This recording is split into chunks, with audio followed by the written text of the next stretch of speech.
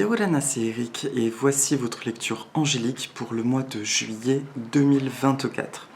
J'espère que vous allez bien, que le mois de juin a été constructif pour vous, merveilleusement évolutif, et que vous voyez votre vie se transformer, que vous voyez des belles expériences venir, s'inviter, mais surtout que vous retrouvez de plus en plus de puissance personnelle, de confort avec vous-même et avec tout ce qui vous entoure. En dépit de tout ce qu'on peut entendre, et surtout bien sûr collectivement, ça sert à rien que j'en parle, c'est du surdit, redit et plus que dit, on est dans une étape majeure, une étape de switch, je pense, dans laquelle on est en train de s'engager pleinement dans ce que nous sommes. Et à partir du moment où nous faisons totalement confiance à notre valeur intrinsèque, quand je parle de valeur, je parle de notre potentiel, de nos rêves, de nos croyances, et bien là, beaucoup de choses peuvent se mettre en place. Alors désolé pour les petits bruits de rue, j'ai la fenêtre ouverte parce qu'il commence à faire très chaud par ici. Donc voilà, alors ça me fait toujours un peu bizarre maintenant que je fais des guidances mensuelles, parce que quand je me remets devant la caméra, je me trouve un peu bête. Et c'est curieux, c'est juste curieux. Bref, alors pour ce mois de juillet, ah si, quand même, je suis très contente de vous revoir, bien sûr, et de vous lire surtout, parce que c'est comme ça que j'ai des contacts avec vous. Donc encore merci pour les commentaires, pour les dons, pour toute la bienveillance. Donc ce mois-ci, je vais travailler avec, pour les 4 semaines, l'oracle La géométrie sacrée, de l'auteur qui s'appelle Lon, aux éditions Vega. Et pour la carte de synthèse, je vais travailler avec mon oracle Message des poissons du monde. Donc c'est parti, allons-y. Allons voir ce que nous propose donc la première semaine du 1er au 7 juillet, en sachant que c'est une semaine qui sera marquée par une nouvelle lune en cancer le samedi 6 à minuit 57. Donc vraiment en début du 6. Voilà, donc la carte qui ressort, c'est la Merkaba. C'est un oracle qui est super, j'ai senti que c'était important de l'utiliser lui, en raison de ses illustrations qui peuvent être un véritable soutien chaque semaine. Il suffit de prendre le temps de mettre pause et de regarder juste l'image, et idéalement dans son centre pour bénéficier de toute son énergie. Entre parenthèses, il y a le petit Pierry qui vous salue. La fréquence de la Merkaba renforce notre capacité à utiliser notre conscience pour rejoindre les autres couches de réalité et les autres dimensions, et facilite notre accès à notre héritage akashique en unissant dans notre présent l'ensemble de nos expériences pour servir notre plus haut objectif. Alors cette première semaine, elle marque justement la dissociation totale à la réalité telle que nous la percevons dans la matière. Et la puissance de cette Merkaba, ça parle donc d'un aspect de multidimension de soi, pour parler plus vulgairement, de récupérer toutes nos énergies disséminées aux 4 coins du temps et de l'espace aussi. C'est-à-dire qu'en retrouvant en fait cette totalité, en l'incarnant pleinement, mais surtout en la ressentant en chaque instant, ça nous permet de ne pas rentrer dans ce quoi on essaye de nous faire rentrer, ou en tout cas cet ancien monde essaye de nous figer. Et ça nous permet de rentrer aussi dans la dimension la plus infinie, celle qui est reliée à des potentiels, à des aspirations, qu'on pourrait avoir tendance à perdre de vue si nous nous laissons simplement happer par l'énergie du quotidien tel que nous le percevons avec nos sens purement physiques. Donc cette première semaine sera intéressante parce qu'elle parle de beaucoup de récupération. Ça peut se faire sous forme de rêve, mais ça peut aussi se faire sous forme de rencontres ou de choses qu'on a envie de mettre en place. Et on peut s'aider également de ce symbole, si ça vous parle bien entendu, de se visualiser au centre d'une Merkaba. On voit bien que par sa géométrie, c'est le fait de capter ce qui vient du ciel et aussi de capter ce qui vient du plus profond de la lumière de la Terre. D'accord ? Sans parler d'énergie intra-terre, etc. Je parle vraiment du soleil central dont on parle, du centre de la Terre, en fait le ciel d'en haut et le ciel d'en bas. Et d'être au milieu de cet axe et ainsi d'être complètement centré en soi-même. Qu'est-ce que ça vient dire aussi cette semaine-là? Non, c'est une semaine qui va brasser de l'énergie. Bon, c'est une semaine qui peut encore être clairement marquée par un état de fatigue. Au niveau physique, c'est important d'essayer de se reposer. Alors, se reposer ne parle pas forcément de sommeil, parce que nous sommes nombreux à expérimenter des troubles du sommeil, mais ça peut parler de se reposer quand on sent un besoin de s'arrêter dans ce que nous sommes en train d'accomplir, d'écouter ces petits moments qui sont en fin de compte, je pense, des moments de synchronisation. Là, ce ne sera pas du tout une énergie de libérer de l'ancien, etc. C'est une énergie de reconstitution. Voilà. On va être connecté, appelé par tout un tas de choses. On peut avoir des visions de choses du passé ou des redondances hystériques, j'espère pas, historiques, pardon. Voilà, mais c'est une semaine de pleine puissance. Et je ressens que c'est une semaine qui vient justement faire voir et ressentir tellement au-delà de ce qu'on essaye de nous montrer, ou en tout cas de ce que le monde paraît tout simplement actuellement. Donc utilisez cette puissance et rappelez-vous de la chose suivante, c'est que toute chose qui nous vibre ou qui nous appelle fait partie de nous. Intégrez-le comme une partie intégrante de vous. J'en ai déjà parlé par le passé de gens qui me disaient « je me sens tellement appelé par la culture chinoise et je comprends pas, mais je me sens pas légitime. » Mais en fait, si tu te sens appelé, c'est qu'à un moment donné, c'est une énergie qui vibre en toi. Tout comme quand tu admires une personne, que tu l'admires vraiment, tu vois des qualités magnifiques en cette personne, ce sont ces mêmes qualités qui sommeillent en toi. Vice-versa, à l'inverse, pardon, quand quelque chose nous dérange, il y a très souvent un effet miroir, donc soit quelque chose que nous n'avons pas développé, soit un mécanisme assez similaire que nous ne voulons pas voir. Donc beaucoup d'amour dans tout ça et beaucoup d'acceptation de toutes ces qualités. Et finalement, ce mois de juillet sera un mois de pleine réceptivité. On continue ce truc d'être dans la capacité d'accueil. Ensuite, pour la deuxième semaine, ce sera la carte de la compassion. La compassion, la fréquence de la compassion renforce notre capacité à soutenir les autres sans jugement et à devenir un médiateur divin entre le ciel et la terre, l'esprit et la matière, afin que l'amour inconditionnel s'écoule depuis la source vers le monde à travers notre cœur. Donc là, la compassion, traditionnellement le compathos, c'est de partager la souffrance de l'autre, en tout cas c'est d'être en résonance avec la souffrance de l'autre. Ce que ça vient signifier également, la phrase est claire telle que je l'entends, c'est « n'aie pas peur des relations qui se font, même si tu ressens des zones de souffrance chez l'autre. N'en aie pas peur, accueille-les avec amour, ça ne fait pas de toi quelqu'un qui est dans la carence émotionnelle, etc. » Pourquoi je dis ça? Parce que cette seconde semaine, il est probable que nous rencontrions, là c'est très focus sur des belles relations, que nous rencontrions des personnes qui sont quelque part dans notre énergie, qui ont vécu des choses extrêmement intenses et qui portent cet essoufflement. Si j'ai pas tortillé, je le porte aussi sur mon visage. Je crois qu'on est nombreux à le porter, que on a vécu de la merde. Des choses extrêmement difficiles et extrêmement libératrices. C'est aussi pour ça qu'il y a cette étincelle de renaissance en nous. Et du coup, ce sont des relations avec lesquelles nous sommes amenés à construire des très belles choses. Ça peut être de l'amour, ça peut être de l'amitié, ça peut être de la famille, ça peut être plein de choses. Mais cette deuxième semaine fait place à des retrouvailles de personnes qui reviennent de leur zone d'ombre et qui se reconstruisent. Il ne faut pas avoir peur de voir ces zones d'ombre. Salut Poupette, ça va? Tu n'embêtes pas Pierry, tu es gentil avec lui, d'accord? Voilà, parce que Nina, c'est son truc actuellement. Bah oui, la recherche d'attention à gogo, à gogo. C'est bien ma belle. Donc, cette deuxième semaine parle vraiment de forte connexion et justement de magnifique entraide entre les gens.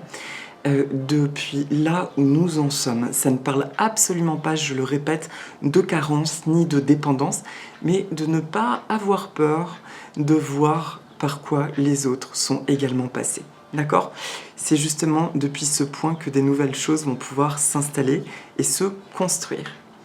Sans jugement, acceptation, inspiration et nouvelle construction. Oui, ma chérie. Voilà. Ensuite, pour la 3e semaine, regardez comme il est beau ce mandala. Émergence. La fréquence de l'émergence nous invite à vivre notre réalité avec l'innocence et l'émerveillement de l'enfance, puis à contempler et à célébrer la beauté qui en découle. Mais oui, c'est belle. Alors là, vous pouvez juste regarder l'image, prenez une profonde inspiration, que cela s'ancre. En sachant que là, depuis tout à l'heure, il y a des 6. Ce sont 6 cercles. La Merkaba, on est sur du 6. Et le 6 est associé à la famille. Et en Asie, le 6 est associé à la créativité et à l'enfance. La fréquence de l'émergence nous invite à vivre notre réalité avec l'innocence et l'émerveillement de l'enfance, puis à contempler et à célébrer la beauté qui en découle. Donc là, on est pleinement, de nouveau, dans cette notion d'innocence, de découverte. Pour être franc avec vous, c'est quelque chose que je recommence à toucher, en recommençant à faire des choses qui me tenaient à cœur, comme les orgonites, l'ormus, et l'impression d'être dans un paysage nouveau.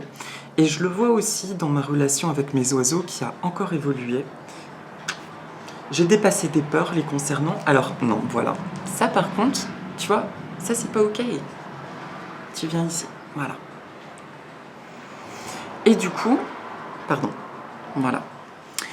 Et cette innocence, c'est quelque chose qui est vraiment important parce que nous sommes sortis encore une fois de la zone du conflit, la zone de la souffrance et la zone du danger, en fait. Il y a quelque chose de chouette qui s'instaure.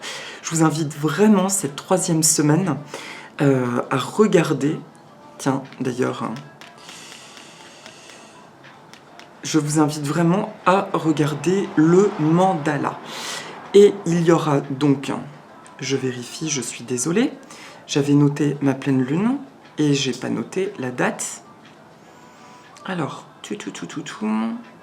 excusez-moi, un instant, faut bien que je le fasse à chaque vidéo ça. Pleine lune, juillet 2024. Pendant ce temps-là, il y a une jeune fille qui en profite pour faire une bêtise.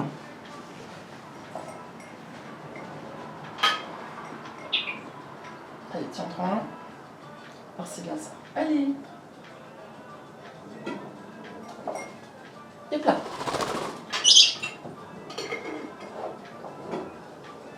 Voilà. Désolée pour l'aparté. Donc, la semaine du 15 au 21, c'est une pleine lune en Capricorne le dimanche 21 à midi 17. Donc, cette émergence, le message pour moi est on ne peut plus clair. Être nouveau et du travail qui aurait été fait sur la première semaine de réappropriation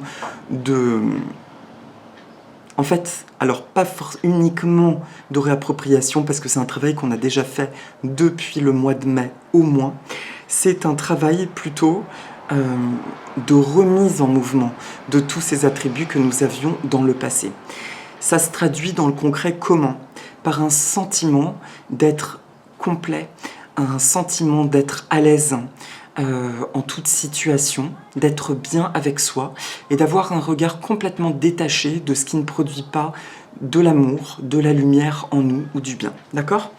Voilà. Donc cette semaine, cette 3e semaine d'émergence, le mot qui me vient c'est profiter. Est-ce que j'ai autre chose à dire? Non. Et la pleine lune va mettre en lumière, une situation justement à actionner, à mettre en mouvement. On sera très fortement appelé à faire quelque chose dans le concret, une action à poser. Ça parle d'un beau changement, mais accompagné de la notion d'émergence. C'est-à-dire que c'est un changement qui va nous faire sentir encore plus nous-mêmes, encore plus alignés, et encore plus dans un ancrage sécure, un sentiment de sécurité, quelque chose qui s'installe pour de bon. Et du coup, la dernière semaine de juillet, qui sera celle du 22 au 28 juillet, c'est la carte du chakra sacré. La fréquence du chakra sacré, la fleur de vie orange renforce notre capacité à vivre selon nos désirs et stimule notre force créatrice pour initier le succès et l'abondance dans notre vie. Le chakra sacré étant donc le premier chakra également. Et c'est étonnant pour le coup que ce soit la couleur orange, puisque c'est le chakra du dessus. Et donc ça indique, c'est bien Poulette, c'est bien Nouni, c'est très bien ma biche. Et du coup, ça parle d'un élan de ce chakra sacré vers les chakras supérieurs de la créativité. Donc, cette dernière semaine dit bien que quelque chose s'est ancré, s'est positionné et me remonte et se met donc en mouvement et actionné. Mais depuis notre ancrage sacré. Donc, cette dernière semaine, pour moi, elle parle cette fois-ci de quelque chose de très concret là dans nos vies, d'un changement, le fameux enfin. Je me sens de nouveau en sécurité dans ce qui m'entoure, je me sens rempli de moi-même, je me sens rempli de mes relations. Ça peut venir travailler la sexualité pour certaines d'entre nous, redécouvrir la sexualité sous un autre jour, beaucoup plus aligné, une notion de plaisir dans le sacré. Il y a quelque chose en tout cas qui sera très fort dans tout cet alignement de notre vie, mais palpable. Là, je parle du quotidien, pas de notre vie spirituelle. Et justement, il y aura ce changement parce que notre vie spirituelle vient rayonner dans la matière et on n'aura plus, à partir de la fin juillet, une espèce de distorsion entre ce que je ressens intérieurement, la spiritualité que je vis et ce que je mets en pratique. Et pour l'exemple concret, j'ai toujours un travail de salariat en temps partiel, alors que mes activités à côté se redéploient, et c'est un régal, je commence à retrouver un équilibre. Mais en fait, quand je rentre dans mon travail de salariat, c'est comme si toute ma spiritualité jusqu'à présent était switchée, tellement je côtoyais de mauvaises choses, de mauvaises énergies et surtout de mauvaises personnes. Bon, quand je parle de ça, je parle surtout de la clientèle que nous pouvons côtoyer, de personnes qui peuvent être très malmenantes. Et finalement, je me rends compte depuis seulement une quinzaine de jours qu'il y a ce truc qui s'ancre où j'ai eu un vrai lâcher-prise par rapport à ces souffrances, dans le sens où je cesse de me remettre en question. Mais qu'est-ce que j'ai à comprendre? Qu'est-ce que j'ai à travailler? Le seul truc que j'ai à comprendre, c'est que c'est pas forcément mon histoire, ça ne m'appartient pas, et que moi, ce que j'ai à faire, c'est de rayonner qui je suis et de faire au mieux avec qui je suis. C'est ça que ça vient nous dire, et c'est ça qui va s'ancrer définitivement sur la fin juillet, ce sentiment de plénitude dans cet état d'être dans notre quotidien. D'accord? Et je repense à ce que ma maman de cœur m'avait dit il y a des années, où elle m'avait dit, tu sais, les anciens, ils incarnaient notamment les Atlantes, ils incarnaient cette spiritualité dans l'être de tous les jours, dans l'être et dans le faire. Et c'est bel et bien ce qui sera scellé en cette fin juillet. Enfin, c'est ce que je ressens, c'est ce que je perçois, et j'espère de tout cœur que c'est le cas, mais c'est ainsi que je ressens cette énergie sur ce que nous propose le mois de juillet. Voilà. Et donc pour la carte de synthèse de mon oracle, c'est le Ptérophyllum scalare, le scalaire en nom commun, et le scalaire est un poisson amazonien. Et lui vient nous dire la vérité se mérite, le silence est parfois préférable à une vérité incomprise. Ça, c'est juste une carte qui vient nous dire, sur tout le mois, étant donné qu'il y a de plus en plus une scission entre différents mondes, de bien rester dans ton monde, et par la vérité se mérite, il y a des personnes et ou des situations qui ne méritent pas ta vérité personnelle.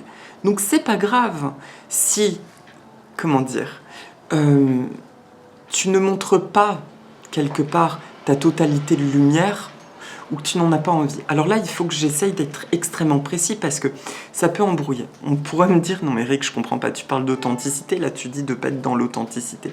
En fait, notre authenticité, elle peut comprendre aussi de mettre un masque pour justement préserver son authenticité.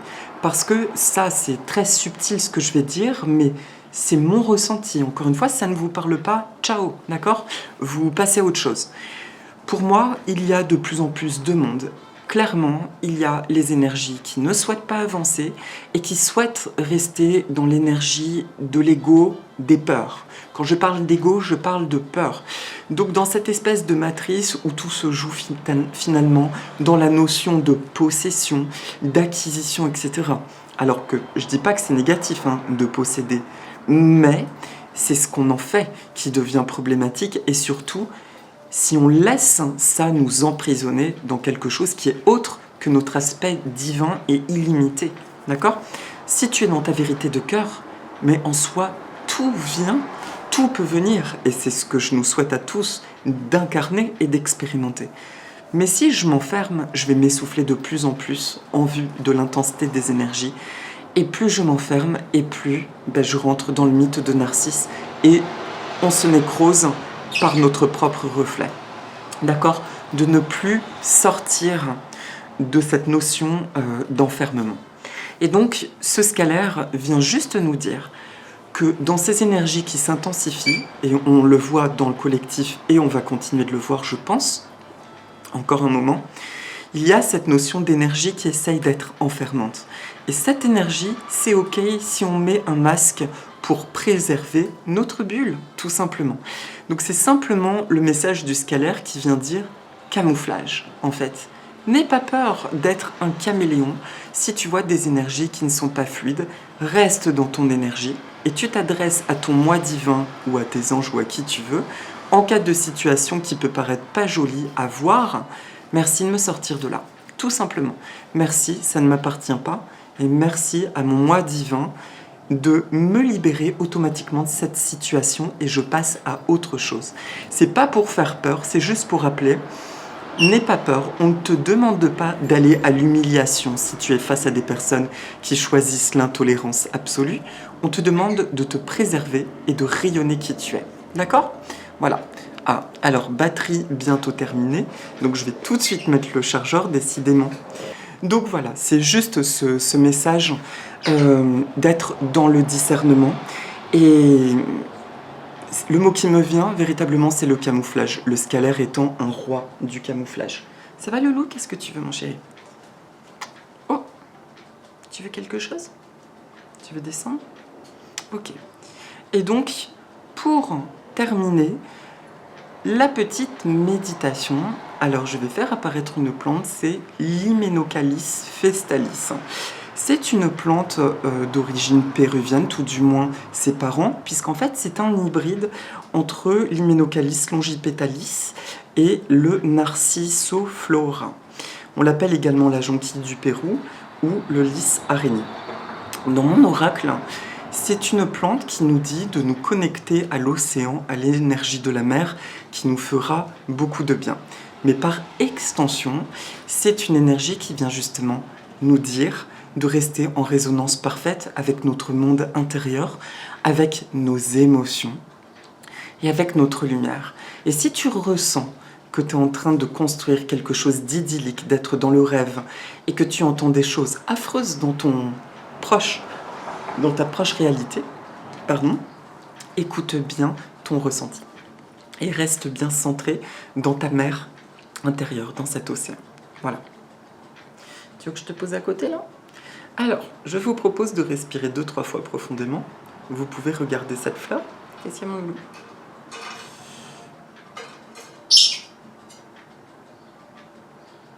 Voilà. Inspirez cette lumière blanche, comme une hélice qui envoie la lumière blanche avec des étincelles dorées. Allez, on va rajouter un truc sympa, un magnifique arc-en-ciel qui descend du ciel. Tu viens, mon loulou? Il descend du ciel, il rentre par le chakra du sommet du crâne. Vas-y bébé, c'est bien. Et il va redescendre par les pieds. Voilà. Je suis remplie de l'énergie de l'arc-en-ciel. Je suis un être d'amour et de lumière accompli.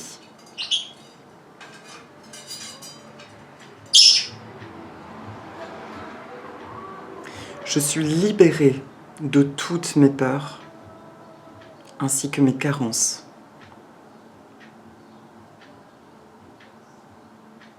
Je suis en parfaite sécurité, alors que je m'ouvre pleinement à qui je suis et à la vie.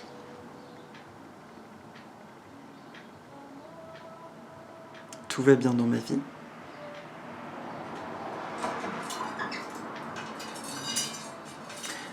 Je m'engage dans les relations avec un cœur ouvert, une bienveillance infinie, une absence de jugement, et je suis dans le discernement facile entre ce qui est bon et ce qui n'est pas bon pour moi. Tout va bien dans mon monde, tout va bien dans ma vie. Je mets en mouvement ma puissance dans mon quotidien. J'assiste et je vis de nombreux miracles, événements merveilleux.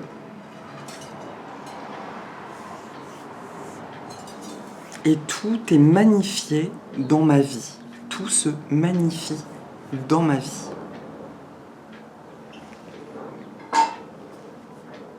Merci pour la chance.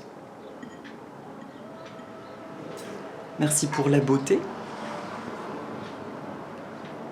L'abondance illimitée. Et tout le bon, l'amour et la lumière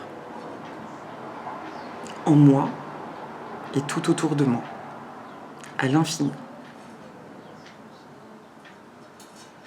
Merci à mon âme divine.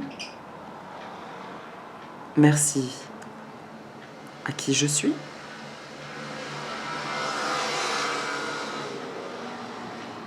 Merci à ma nouvelle vie. Voilà. Voilà mes amis. Mais écoutez, je vous souhaite un très très bon mois de juillet. Une belle apothéose de plénitude en vous-même, d'assise dans qui vous êtes.